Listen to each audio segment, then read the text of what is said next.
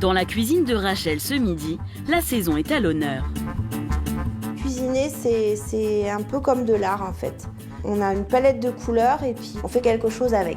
Regardez, c'est super chouette ça. Et c'est un plaisir de préparer un joli tableau, on va dire. Notre artiste va aujourd'hui nous préparer un poulet aux morilles et sa cocotte de légumes de printemps.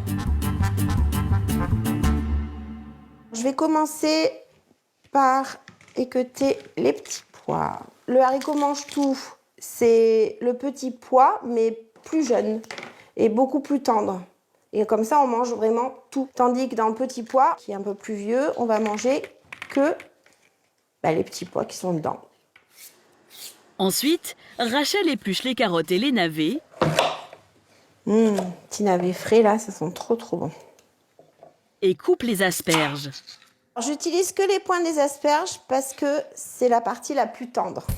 Avec l'autre partie, je vais les utiliser pour faire un velouté d'asperges. Rien ne se perd dans la cuisine. On utilise et on réutilise tout. Alors, on va faire plein de petits tas parce qu'il y a quand même un temps de cuisson qui est différent en fonction de chaque légume. Rachel fait revenir les carottes et les navets durant 25 minutes, les asperges et les pois gourmands pendant 20 minutes et fait cuire les petits pois à l'eau pendant 15 minutes. Pour faire des bonnes choses, il faut prendre son temps et il faut être patient. C'est une poêlée pleine de couleurs. La cuisine pour Rachel, c'est tout un art, une passion qui lui vient de sa famille. J'ai toujours été entourée de personnes qui cuisinaient. Ça m'a vraiment donné envie de donner cette générosité en fait. Et j'ai un papa aussi qui m'a appris à cuisiner. J'aime bien cuisiner avec mon papa. C'est un moment privilégié, je trouve, pour être avec lui, quoi. Je suis presque émotive à dire ça. Chaque fois, je parle de mon papa.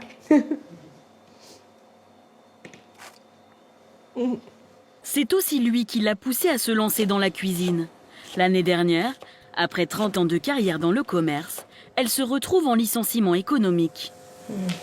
Ça m'a permis de enfin réaliser le projet qui me tenait à cœur depuis très longtemps, quoi. Ce projet, c'était d'ouvrir mes petits plats. Les petits plats que je prépare pour mes clients. Je fais surtout mes livraisons le matin, les préparations l'après-midi pour le lendemain.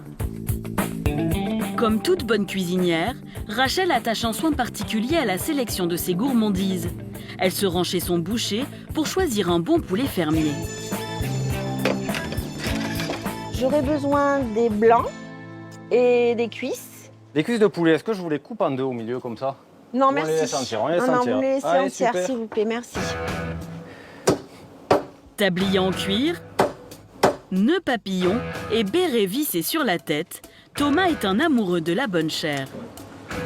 Ma mère voulait que je sois avocat, mais moi quand j'allais au marché avec ma grand-mère, je voyais les bouchers à l'ancienne crier, taper sur leur billot avec des feuilles, et moi ça m'a toujours plu. Et puis j'ai toujours été un grand viandard, aussi, donc voilà, j'ai choisi ma voie.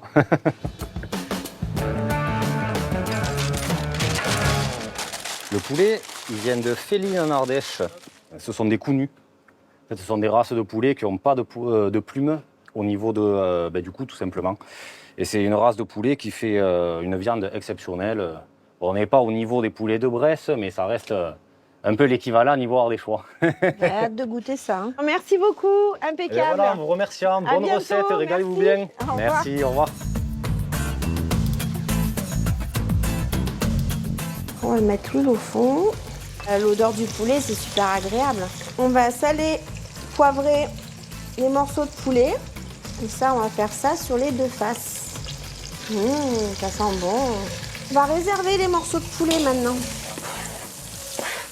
On va rajouter le vin blanc. Oups là. Petit frémissement là qui va bien. Et là, les stars de la recette, les morilles.